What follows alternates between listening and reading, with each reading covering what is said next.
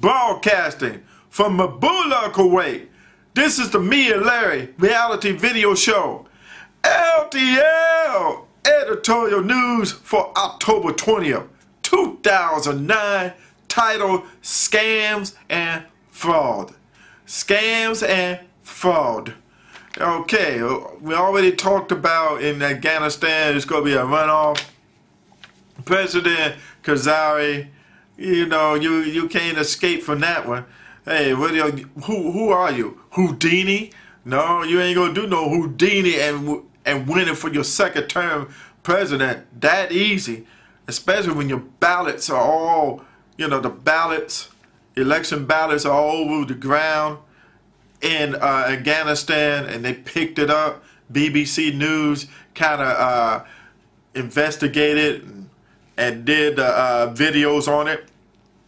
So I'm sorry. And then to find out, of course, down in the south of Afghanistan, that in your neck of the woods, only a few can only showed up for voting. So how did you get over 50%, huh? And then that's why insurgents kind of frowned up and started firing up and rocket attacks and all that other stuff. So that was one thing. And then LTL talked about the educational news. LTL educational news, the scam that everybody talked about in the U.S. Yes, I talked about my country, about the boy and the host that the parents did, the call law enforcement saying my boy was up in the balloon, knowing in fact that found out he was up in the attic. He told Larry King Live he thought it was a reality show set up. Boy, what a way to tell the truth and shame the devil and the parents. Yeah, look like you're gonna be a foster child. Hopefully you don't end up going to Columbine. Well, no offense, Columbine, you know. But anyway, the thing is that the worst scam? You know, you got Enron, you got other Madoff, others. But this is where LTL really put it on top of the line, of course, saying that the education in the U.S. is the biggest scams in the world.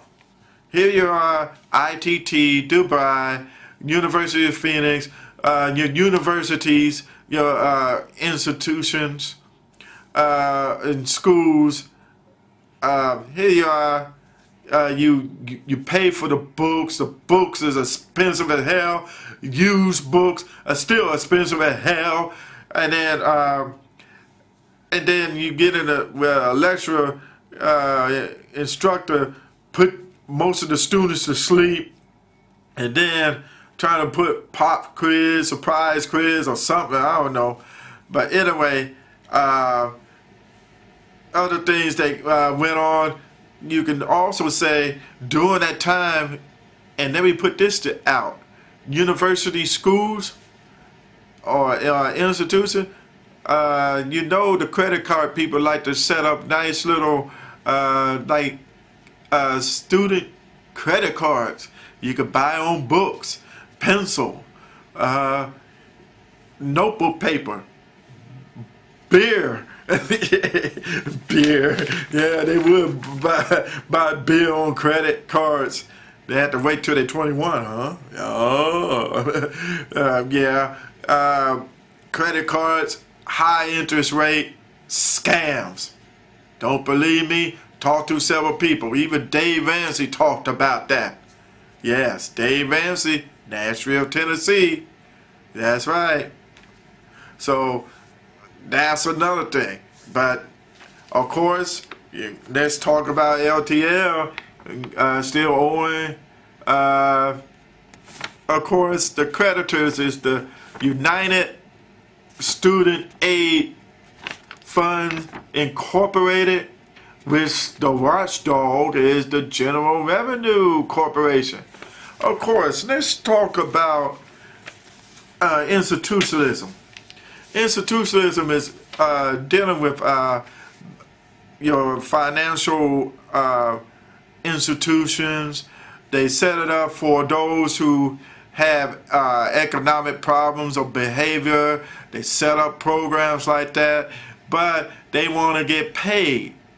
The banks want to will loan it to these, I could call them criminals, but they could loan it out to them so they could set it up for, guess who?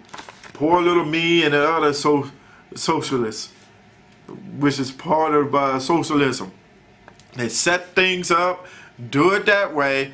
Of course, you end up paying an arm and a leg forever. You're not going to grow. You're not going to have an idea to try to pay off the whole loan, even if you had to go and work in the Middle East, in Iraq, in Afghanistan, and Kuwait and others as a contractor.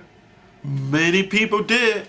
George W. Bush had an idea to try to do that. That's because he knew that the privatization of jobs are going out of the United States and going to different places because they wanted lower pay, people with lower pay, so they could work many hours for lower pay. Because the people in the United States, you know, the economy was high, the cost of living is high, they want to get paid high so they could be above water. Because many people was drowning, a lot of people. So that's why the jobs started skipping over. So that's why George W. Bush had Dick Cheney, had Halliburton, and all, well, URS, Halliburton's, and all that, KBR, to help the contractors so they could pay off the loan. Well, that's a good idea. But then they missed their family and all that. So, sorry to hear that, but they had to do it to pay off these prime people who belong in the institutionalism, of course. And let me read up on my little statement. They say, as of the date of the letter, you owe the amount stated above, which is $10,185.94. Because your credit agreement may require you to pay interest on the outstanding portion of your balance, as well as late charges and cost of recovery, which vary from day to day. As you agree in your credit agreement, the amount required to pay your account in full on the day you send payment may be greater than the amount stated here. Whoa! If you pay the amount stated here, adjustment may be necessary after we receive your payment. That in that event, we notify you any adjustment in your balance. We encourage you to make prior calls, you know, of course. And see, here it is. My principal account is $8,656. The credit interest is 6.36. The current cost of balance is $1,579.02. And the interest rate is 9%. So that was kind of high. What about when they get money from the banking institution? How much they going to get? Less than 3, maybe less than 2. So, in all, who's the biggest scam artist? Is it the parents with the boy in the balloon and the host? Is it Madoff? Is it Enron? Or these guys, the educational institutions that set things up, knowing that you won't have a job, but you gotta owe them until the day you die, and they may suck up your blood. Remember I told you that joke about the Creditors. What is the Creditors' famous popular movie? Vampire movies, because they can like to suck up your blood. And this is LTL. He tells it like it is to America and to the world. And I am sounding off.